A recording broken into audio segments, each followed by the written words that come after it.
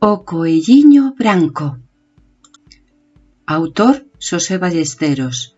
Ilustrador Óscar Villán, da editorial Calandraca. Érase unha vez un coelliño branco. Un día foi buscar coles á horta para facer un caldiño.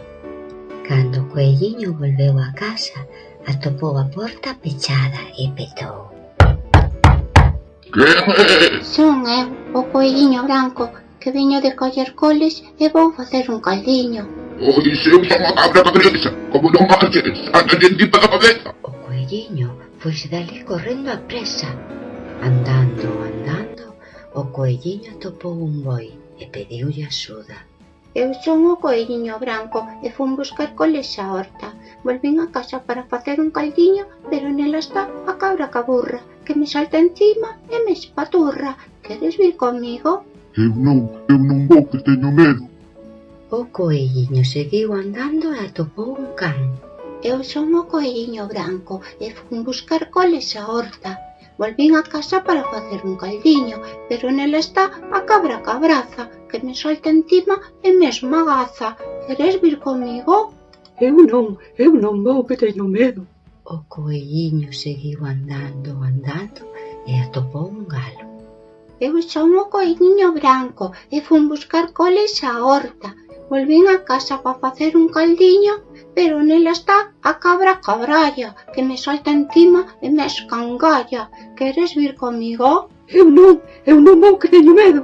O coelliño seguiu andando cada vez máis triste, sen esperanza de poder volver a casa.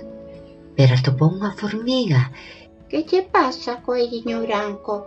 Que fun buscar coles á horta. Volvín a casa para facer un caldiño, pero nela está a cabra cabrusa, que me salta encima e me esbabuxa.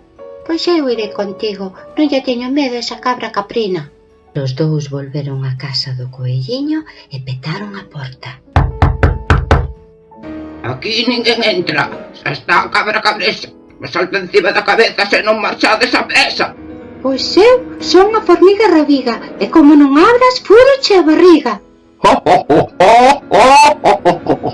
Entón, a formiga rabiga entrou polo burato da pechadura. Achegouse a cabra e ¡zas! Meteulle unha picada no andar. Ai! A cabra fuxiu como un foguete dicindo: Eu son a cabra cabresa, e esta casa non volvo porque non me interesa. A formiga rabiga abriulle a porta ao coelliño branco. Coas coles fixeron un caldiño e invitaron a todos os seus amigos.